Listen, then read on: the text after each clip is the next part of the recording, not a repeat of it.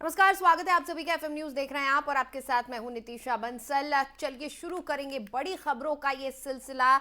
इस खास बुलेटिन में हम बात करेंगे इस वक्त की 4 बड़ी खबरों के बारे में विस्तार से। हम बात करेंगे खड़गे के बयान पर मचे घमासान की। पहली बड़ी खबर, दरअसल खड़गे ने कहा प्रधानमंत्री नरेंद्र मोदी के लिए कि हर जगह आपका ही चेहरा सामने किया जाता है, क्या 100 सिर हैं रावण की तरह। दूसरी खबर, चीन का नया पैतरा। अब चीन क्या कुछ कर रहा है, किस तरह से चीन अब आगे बढ़ रहा है, ड्रैगन के नए प्लान के बारे में हम बात करेंगे। तीसरी बड़ी खबर श्रद्धा हत्याकांड से जुड़ी हुई। दरअसल कल श्रद्धा के हत्यारे आफताब का पॉलीग्राफ टेस्ट हुआ, आखिरी राउंड कल उसका हुआ है और आज रेस्ट दिया गया है। कल आफताब का नार्को टेस्ट होना है, तो कई बड़े राज खुल सकते हैं। और चौथी बड़ी खबर, बिल्किस बानो सुप्रीम कोर्ट पहुंच गई हैं। जो आरोपी हैं गैंगरेप के, उनको रिहा कर दिया गया सुप्रीम कोर्ट द्वारा। इसके खिलाफ वो याचिका उन्होंने दायर की है। दरअसल जो तमाम आरोपी थे बिल्किस बानो के मामले में, उन सभी आरोपियों को बरी कर दिया गया समय से पहले। ये कहा गया कि इनके अच्छे आचरण के चलते इनको रिहा किया जा रहा है। तो ये 4 बड़ी खबर जिसके बारे में हम करेंगे विस्तार से चर्चा।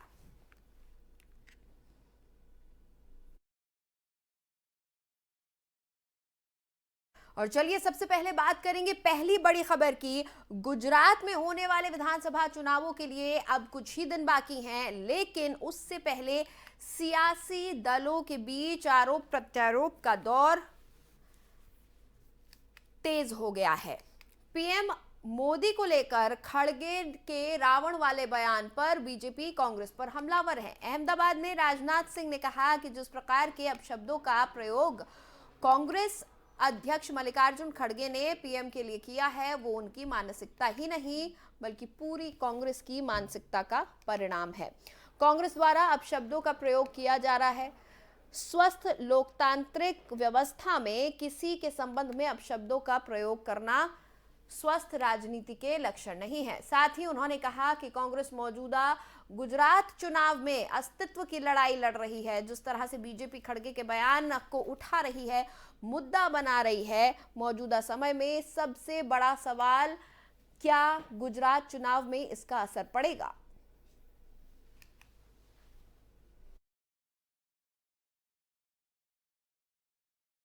और मैं यह मानता हूं कि 20वीं शताब्दी में यहां पर महात्मा गांधी, जो कि गुजरात की धरती पर पैदा हुए थे, गुजराती मां की कोख से पैदा हुए थे, उन्होंने स्वतंत्रता आंदोलन का नेतृत्व किया, भारत को आजादी मिली। और सरदार वल्लभ भाई पटेल भी, जिन्होंने पूरे भारत को एक करने में बहुत ही महत्वपूर्ण भूमिका निभाई है। यह दोनों गुजरात की गौरव और अस्मिता के प्रतीक रहे हैं। लेकिन 21वीं सदी में कह सकता हूं कि गुजरात की गौरव और अस्मिता का यदि कोई प्रतीक है तो आज के प्रधानमंत्री श्री नरेंद्र मोदी जी गुजरात की गौरव और अस्मिता के प्रतीक हैं। और आज उस प्रधानमंत्री के बारे में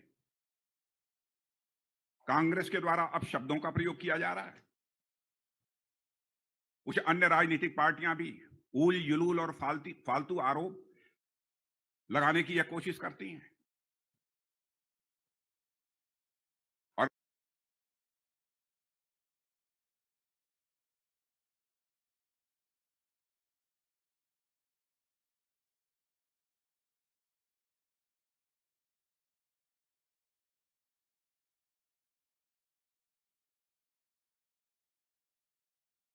गुजरात चुनाव में पहले चरण का मतदान अब होने जा रहा है, लेकिन उससे पहले राजनीति गरमाई हुई है। और आपको बता दें कि खड़गे के बयान के बाद से बीजेपी मुखर हो गई है। बीजेपी लगातार कांग्रेस की निंदा कर रही है और बीजेपी लगातार कह रही है कि कांग्रेस की मानसिकता को यह दर्शाता है, कांग्रेस की संस्कृति को दर्शाता है।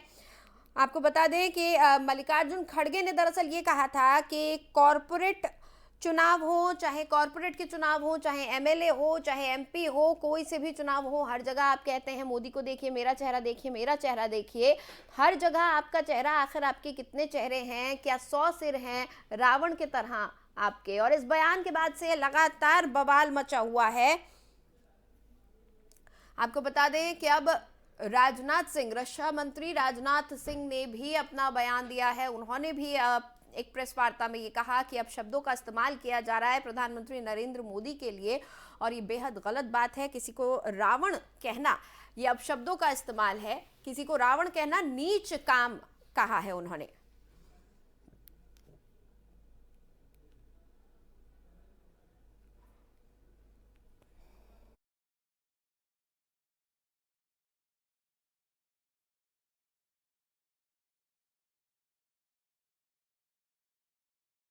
और चलिए अब रुक करते हैं दूसरी बड़ी खबर का।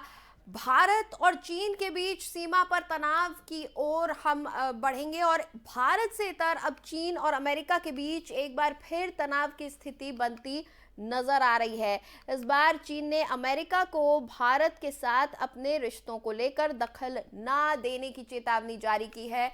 इसको लेकर चीन ने अमेरिकी अधिकारियों को सीमा विवाद को लेकर बीच में ना आने की चेतावनी दी है। अमेरिका रक्षा मंत्री विभाग के मुख्यालय पेंटागन ने कांग्रेस में पेश एक रिपोर्ट में ये जानकारी दी है। इस रिपोर्ट में ये भी कहा गया है कि चीनी गणराज्य तनाव कम करना चाहता है ताकि भारत और अमेरिका नजदीक ना आ पाए। यही कारण है कि उसे अमेरिका की दखलंदाजी पसंद नहीं आ रही है। चीन की मंशा सीमा पर स्थिरता कायम करना और भारत के साथ उसके द्विपक्षीय संबंध के अन्य क्षेत्रों को गतिरोध से होने वाले नुकसान से बचाना। पीपल्स रिपब्लिक ऑफ चाइना के अधिकारियों ने अमेरिकी अधिकारियों को चेतावनी दी है कि वो भारत के साथ पीआरसी के संबंधों में हस्तक्षेप ना करे। पेंटागन की रिपोर्ट में अमेरिका ने चीन पर आरोप लगाते हुए कहा कि चीन भारत सीमा पर एक खंड में 2021 के दौरान पीएलए में सैन्य बलों को तैनाती को बनाए रखेगा, और एलएसी के पास बुनियादी ढांचे का निर्माण भी वहां पर लगातार जारी रखा गया है।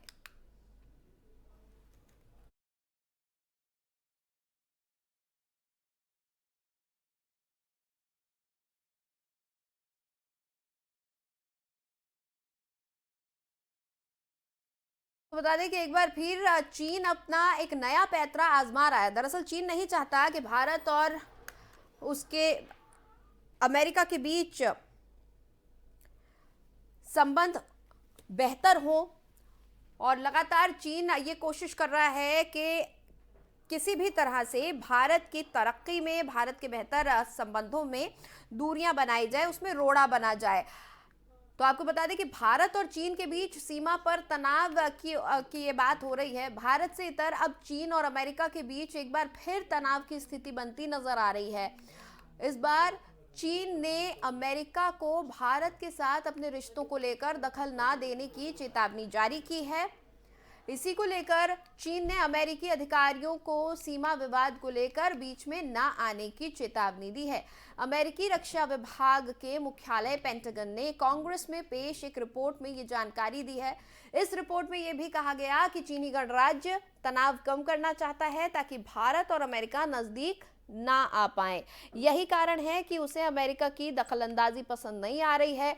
चीन की मंशा सीमा पर स्थिरता कायम करना है और भारत के साथ उसके द्विपक्षीय संबंध के अन्य क्षेत्रों को गतिरोध से होने वाले नुकसान से बचाना है। पीपल्स रिपब्लिकन ऑफ चाइना के अधिकारियों ने अमेरिकी अधिकारियों को चेतावनी दी है कि वो भारत के साथ पीआरसी के संबंधों में हस्तक्षेप ना करें। पेंटागन की रिपोर्ट में अमेरिका ने चीन पर आरोप लगाते हुए कहा कि चीन भारत सीमा पर एक खंड में 2021 के दौरान पीएलए ने सैन्य बलों की तैनाती को बनाए रखा है और एलएसी के पास बुनियादी ढांचे का निर्माण भी जारी रखा है।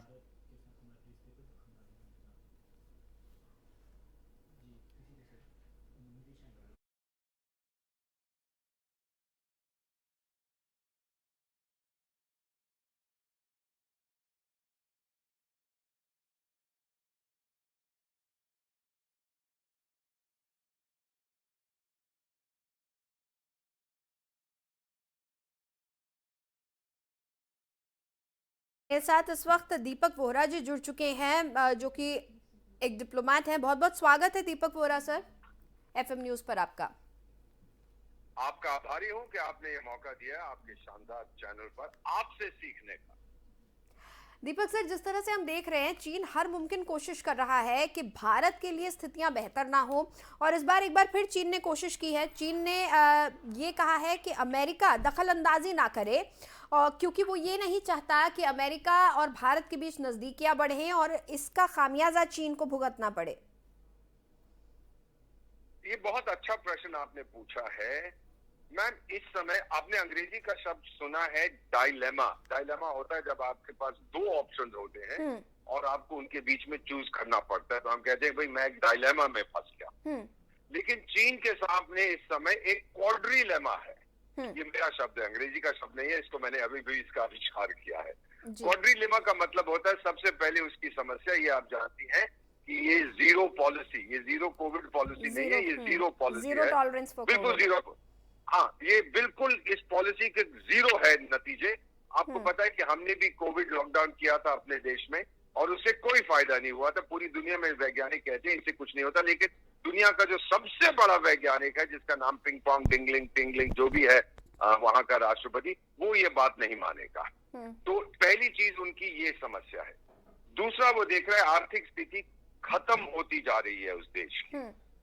तीसरी चीज हम देख रहे हैं मैम, उसके अगेंस्ट पॉलिटिकल विद्रोह बहुत बढ़ रहा है। और चौथा, अंतरराष्ट्रीय स्तर पर वो अकेला पड़ रहा है। कोई भी उस पर भरोसा नहीं करता। आपको पता है कि अभी G20 की मीटिंग हुई थी बाली में, हम लोग सब वहां थे, तो किस तरह से ये डिंगलिंग साहब ने गाली दी कनाडा के प्राइम मिनिस्टर को कि बच्चे तुझे कुछ आता नहीं है, ये जैसे स्कूल टीचर छाड़ता है बच्चों को। और कनाडा ने अभी 2 दिन पहले अपना एक पेपर पब्लिश किया, उसमें लिखा है सबसे बड़ा खतरा हमारे देश को चीन से है।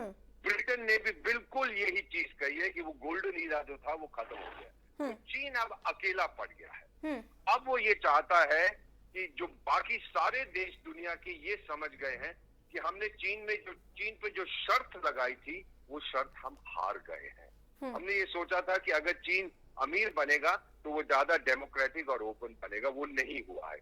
अब वो कहते हैं अगर चीन से हमें एकदम दूर हटना है तो हमें एक ही देश है जिसके पास हम जा सकते हैं, उस देश का नाम भारत है। चीन ये समझता है कि अगर ऑल्टरनेटिव दुनिया में कोई है वो भारत है।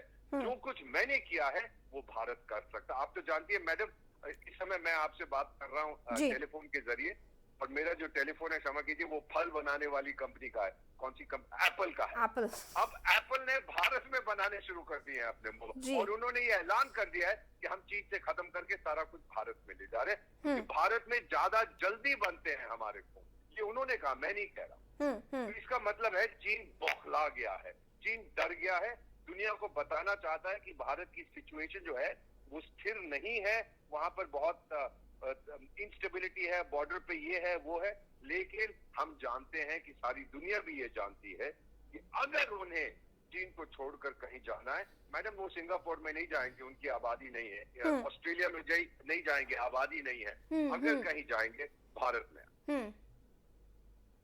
बिल्कुल बिल्कुल, शायद यही कर रहा है। हाँ, यही सारे खौफ हैं जिससे चीन को अब ये लग रहा है कि किसी तरह से भारत को तरक्की करने से रोकना है। बहुत बहुत शुक्रिया दीपक जी हमारे साथ जुड़ने के लिए। आपका शुक्रिया।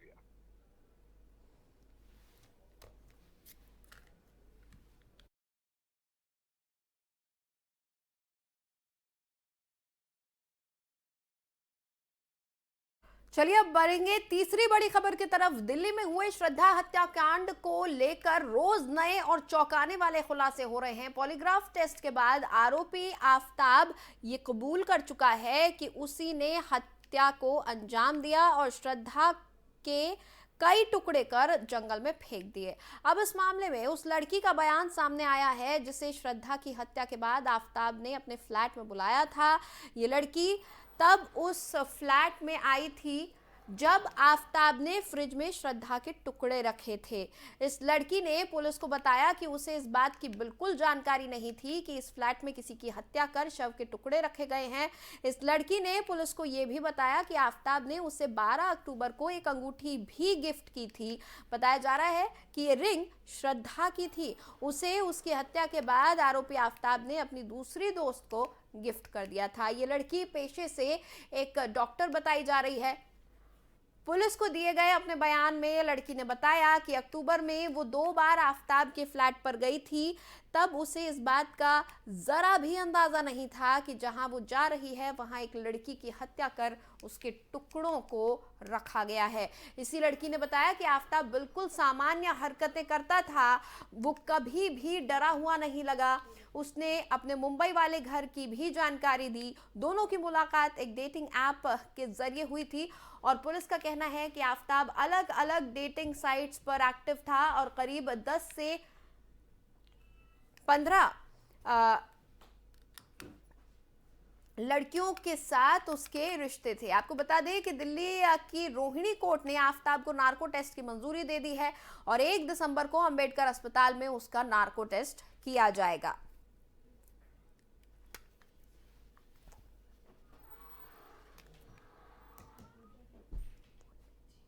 और इस वक्त मेरे सहयोगी अजीत मेरे साथ फोन लाइन पर जुड़ चुके हैं। अजीत से हम बातचीत करेंगे। अजीत, श्रद्धा मर्डर केस में रोज नए खुलासे हो रहे हैं और जिस तरह से पुलिस पूछताछ के दौरान ये नजर आ रहा है कि आफताब को कोई पछतावा नहीं है, वो तमाम बातें बता रहा है किस तरह से उसने बेहद नृशंस तरीके से पूरी घटना को अंजाम दिया है और उसके बाद अपराध को छुपाने की कोशिश की है। अब जब उसकी ये दूसरी महिला मित्र के बारे में जानकारी मिली है, उसके बयानों से भी ये साफ नजर आ रहा है कि आफताब के जहनियत पर, आफताब के व्यक्तित्व पर इस हत्या का कोई असर नजर नहीं आया था। बिल्कुल ऋतिका, जिस तरीके से लगातार इस मामले में रोजाना नए खुलासे हो रहे हैं, जब उस पर जब जो नई जो महिला मित्र है जब वो सामने आई तो साफ तौर पर ये तस्वीर क्लियर हो गई कि उस महिला मित्र के मुताबिक उसको जरा भी भनक नहीं थी। जब वो उसके फ्लैट में पहुंची तो उसे जरा भी भनक नहीं लगी कि उसी फ्लैट में की श्रद्धा की हत्या की हुई है। मतलब साफ तौर पर उसके चेहरे से ये जरा भी नहीं लग रहा था कि हाँ उसने किसी तरह की हत्या की वारदात को अंजाम दिया है।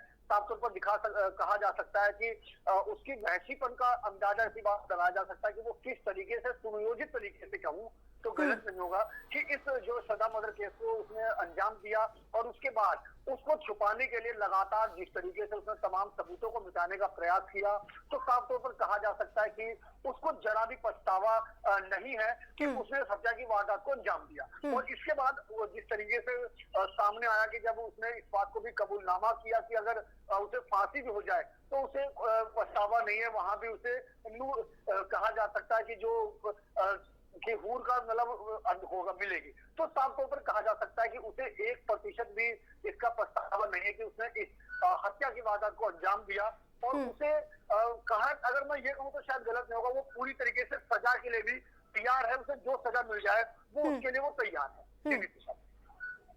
चलिए, बहुत बहुत शुक्रिया अजीत इस बातचीत के लिए।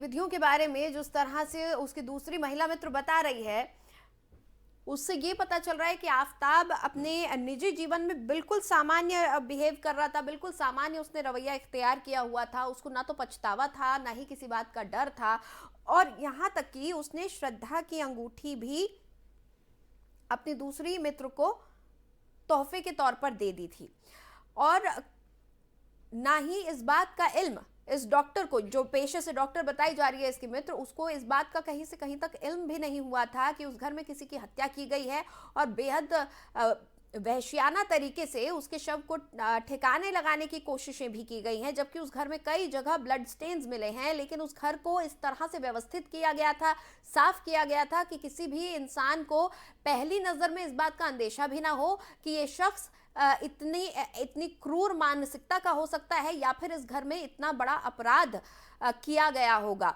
तो तमाम बातों से यही समझ में आ रहा है कि आफताब इस हत्या के लिए बिल्कुल तैयार था।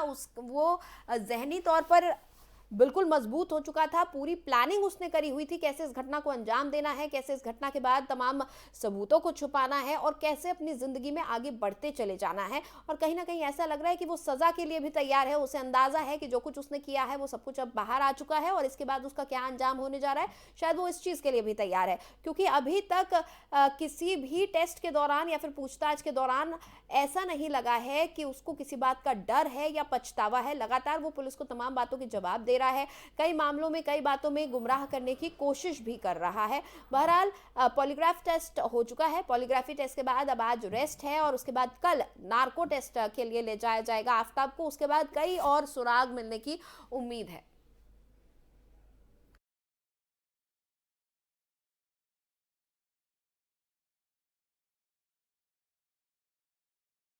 चौथी बड़ी खबर की तरफ बिल्किस बानो की बात करेंगे। दरअसल बिल्किस बानो ने एक बार फिर सुप्रीम कोर्ट का दरवाजा खटखटाया है। दोषियों की समय से पहले रिहाई को लेकर बिल्किस बानो ने सुप्रीम कोर्ट में रिव्यू पिटीशन दाखिल की है।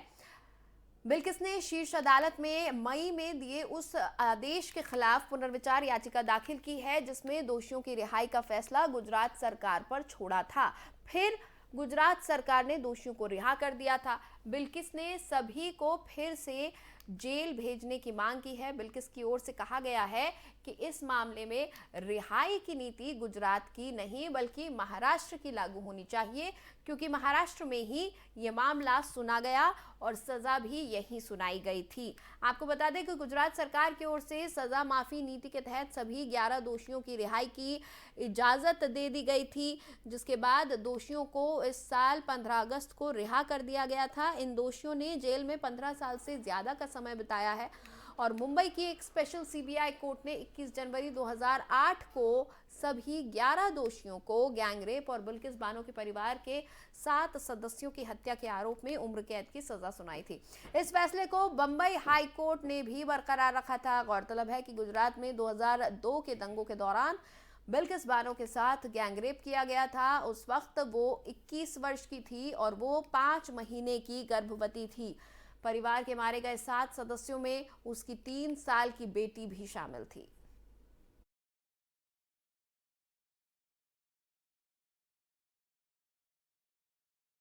और फिलहाल इस बुलेटिन में इतना ही। मुझे दें इजाजत, लेकिन आप बने रहें एफएम न्यूज के साथ।